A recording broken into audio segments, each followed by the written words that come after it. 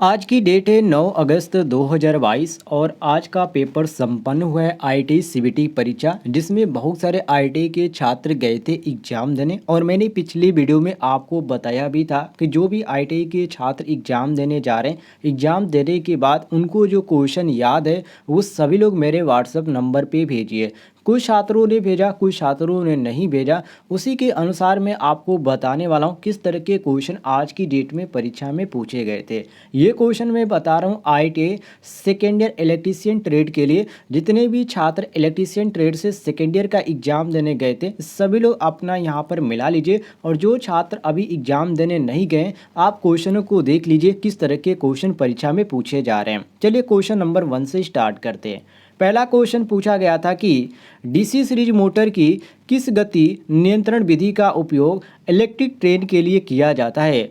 Field dieter विधि, B option field tapping विधि, C option armature dieter विधि, D option आपूर्ति voltage नियंत्रण विधि। साथियों, question जो आपको मिलेंगे इंग्लिश में भी मिलेंगे और हिंदी में भी मिलेंगे, ध्यान रखिएगा। ऐसा नहीं है कि केवल आपको इंग्लिश में ही दिया जा रहा है, केवल आपको हिंदी में दिया जा रहा है, ऐसा कुछ भी नहीं है। आप गुजरात के रहने वाले हैं तो आपको गुजराती भी दिया गया है और आपका इंग्लिश भी दिया गया है, इसको आप नोट कर लीजिएगा। तो यहाँ पर आपका जो सही हो जाता है क्वेश्चन के अनुसार option number A, DC series motor की किस गति नियंत्रण विधि का उपयोग इलेक्ट्रिक ट्रेन में किया जाता है, फील्ड डायटर विधि का उपयोग किया जाता है। ए ऑप्शन करेक्ट आंसर हो जाता है।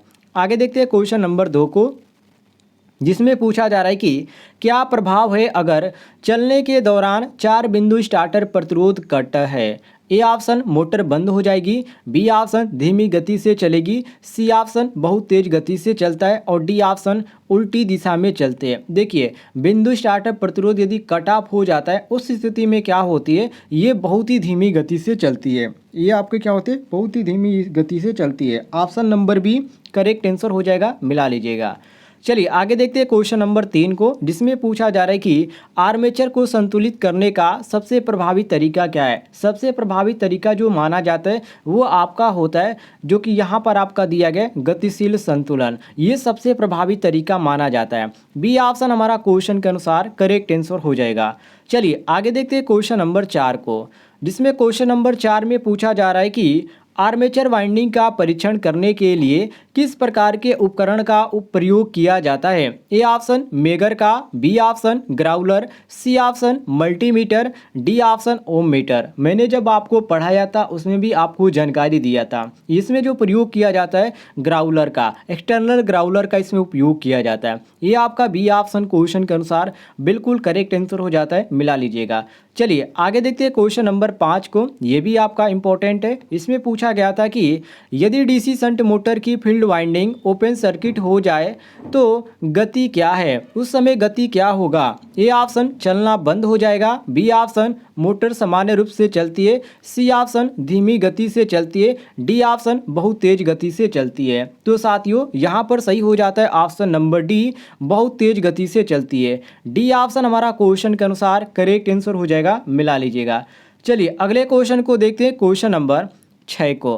क्वेश्चन नंबर 6 में पूछा जा रहा है कि 6 पोल स्टेटर मोटर की विद्युत डिग्री क्या है। 6 पोल की पूछ रहा है, तो देखिए 6 पोल का कितना होता है, 6 पोल का होता है साथियों 1080। ये आपको रिवीजन करने का है, आप इसको याद कर लीजिएगा रट्टा मारकर। Option number C correct answer हो जाएगा 1080।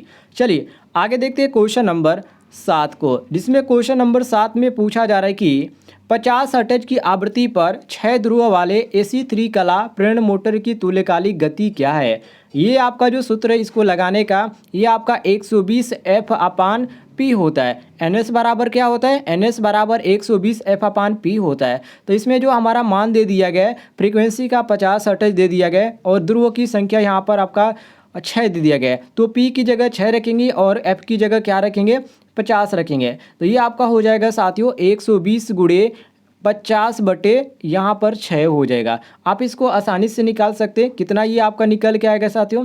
तो आप पहले गुणा कीजिए, भाग करके इसको देखिए कितना आता है। तो इसका जो सही आंसर आ जाएगा वो आपका आएगा 1000 RPM। यहाँ पर मिला लीजिएगा, ऑप्शन नंबर बी बिल्कुल करेक्ट आंसर हो जाएगा। ये आपका आएगा साथियों 1000 RPM। चलिए आगे देखते हैं क्वेश्चन नंबर 8 को। क्वेश्चन नंबर 8 में पूछा जा रहा था कि AC मोटर वाइंडिंग में आंतरिक ग्राउलर का उपयोग करके किस प्रकार का परीक्षण किया जाता है? A option ground test, B option ध्रुवता टेस्ट, सी ऑप्शन निरंतरता परीक्षण और D option short circuit test. तो साथियों यहाँ पर सही होता है ऑप्शन नंबर डी, जो कि शॉर्ट सर्किट टेस्ट का परीक्षण किया जाता है। किसके द्वारा? तो वाइंडिंग में मोटर, एसी मोटर वाइंडिंग में आंतरिक ग्राउंडर का उपयोग करके आपका शॉर्ट सर्किट टेस्ट यहाँ पर चेक किया जाता है या परीक्षण किया जाता है। Option number D correct answer हो जाएगा। चलिए आगे देखते हैं क्वेश्चन नंबर 9 को, जिसमें पूछा जा रहा है कि आपूर्ति देने से पहले वाइंडिंग में कौन सा परीक्षण आवश्यक है। कहीं भी आप सप्लाई दे रहे हैं, उसमें यदि आप सप्लाई देने से पहले मोटर में कौन सा यहाँ पर परीक्षण करना जरूरी होता है, तो ये आपका होता है साथियों जिसको पोलरिटी टेस्ट बोला जाता है। ऑप्शन नंबर बी हमारा करेक्ट आंसर हो जाएगा, मिला लीजिएगा। चलिए आगे देखते हैं क्वेश्चन नंबर 10 को। साथियों क्वेश्चन नंबर 10 में पूछा जा रहा है कि 3 कला प्रेरण मोटर के इंसुलेशन प्रतिरोध को मापने के लिए किस उपकरण का उपयोग किया जाता है। ए ऑप्शन मेगर का, बी ऑप्शन मल्टीमीटर का, सी ऑप्शन सन टाइप ओम मीटर का, डी ऑप्शन श्रेणी प्रकार ओम मीटर का। तो साथियों यहाँ पर सही हो जाता है ऑप्शन नंबर ए, अर्थात इसमें मेगर का उपयोग किया जाता है। जब भी इंसुलेशन की बात करें, इंसुलेशन प्रतिरोध मापने की, तो आप मेगर ही ख्याल कीजिएगा। ऑप्शन नंबर ए हमारा करेक्ट आंसर हो जाएगा। चलिए आगे देखते हैं क्वेश्चन नंबर 11 को, जिसमें क्वेश्चन नंबर 11 में पूछा जा रहा है कि डीसी ड्राइव का नुकसान क्या है। इसका नुकसान क्या होता है? इसका नुकसान होता है साथियों कि ये जो होती है ये आपकी काफ़ी हाई संचालन के लिए उपयुक्त नहीं होती है, ये बिल्कुल नो के लिए होती है। तो ऑप्शन नंबर ए हमारा करेक्ट आंसर हो जाता है। बाकी सारे ऑप्शनों को भी मिला लीजिएगा, क्योंकि परीक्षा में जो होते हैं ऑप्शन ये आपके इंपॉर्टेंट होते हैं। चलिए आगे देखते हैं क्वेश्चन नंबर 12 को, जिसमें साथियों क्वेश्चन नंबर 12 में पूछा जा रहा है कि क्यों एसी ड्राइव ज़्यादातर प्रक्रिया संयंत्र उपयोग किया जाता है। ए ऑप्शन चलाने में आसान है इसलिए, या बी ऑप्शन निर्माण में मजबूत है, सी ऑप्शन बहुत अधिक शुरुआती बलागुण इसके कारण, या डी ऑप्शन रख रखाव मुक्त लंबा है। देखिए इसमें सबसे बड़ा रीजन ये होता है कि ये जो होता है रख रखाव मुक्त लंबा आपका होता है, मतलब कि इसकी जो चलने की प्रक्रिया है ये काफ़ी लंबी हो जाती है। ऑप्शन नंबर डी हमारा करेक्ट आंसर हो जाएगा।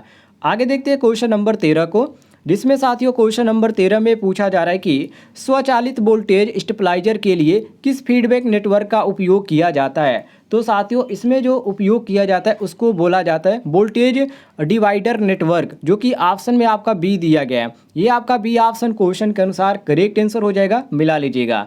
चलिए आगे देखते हैं क्वेश्चन नंबर 14 को, जिसमें पूछा जा रहा है क्वेश्चन नंबर 14 में कि द्वितीयक सेल में कठोर सल्फेट दोष को कैसे रोका जा सकता है, ये क्या करने पर रुक जाता है। तो देखिए साथियों इसमें जो है ट्रिकल चार्ज प्रदान करने पर ये जो होता है द्वितीयक सेल में कठोर जो सल्फेट दोष होता है वो आसानी से ठीक हो जाता है। Option number A correct answer हो जाएगा।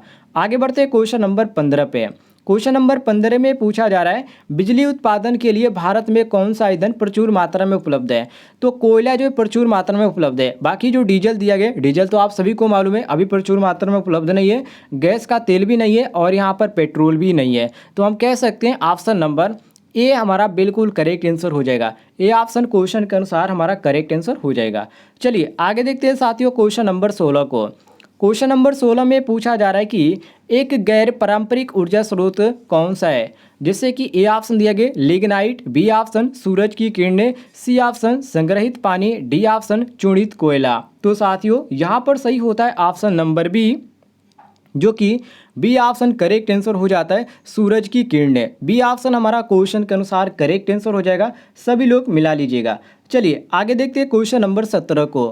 क्वेश्चन नंबर 17 में पूछा गया था कि थोड़ा सा मैं इसको जूम कर देता हूँ। देखिए इसमें पूछा गया था कि स्टीम पावर प्लांट में किस घटक का उपयोग फ्ल्यू गैस से फील्ड पानी को गर्म करने के लिए होता है। A option boiler, B option economiser, C option superheater, या D option air preheater. तो साथियों यहाँ पर सही हो जाता है ऑप्शन नंबर बी, जिसको इकोनोमाइजर के नाम से जाना जाता है। बी ऑप्शन हमारा क्वेश्चन के अनुसार करेक्ट आंसर हो जाएगा, मिला लीजिएगा। चलिए आगे देखते हैं क्वेश्चन नंबर 18 को। क्वेश्चन नंबर 18 में पूछा जा रहा है कि यदि प्रकाश की तीव्रता कम है तो सौर सेल का क्या होगा। ए ऑप्शन आउटपुट बढ़ता है, बी ऑप्शन आउटपुट घटता है, सी ऑप्शन आउटपुट वही रहता है, डी ऑप्शन सेल में आउटपुट नहीं है। तो साथियों यहाँ पर सही हो जाता है ऑप्शन नंबर बी। जितने भी छात्र बी ऑप्शन मार के आए बिल्कुल सही हो जाता है।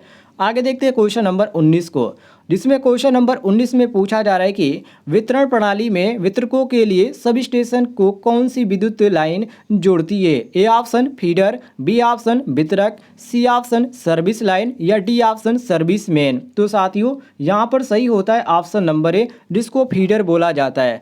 ए ऑप्शन हमारा करेक्ट आंसर हो जाएगा। जो वितरण प्रणाली है आपका, यहाँ पर जो बगल बगल ये जो हाउस होगा आप उसको बोलते होंगे, जो भी वहाँ का स्थान होगा आप बोलते होंगे कि फलाना फीडर से लाइन आ रही है, तो वही आपका फीडर कहलाता है, जिसको यहाँ पर देहात भाषा में फीटर बोलते हैं, लेकिन ये फीटर नहीं होता है, जिसको फीडर बोला जाता है। Option number A correct answer हो जाएगा।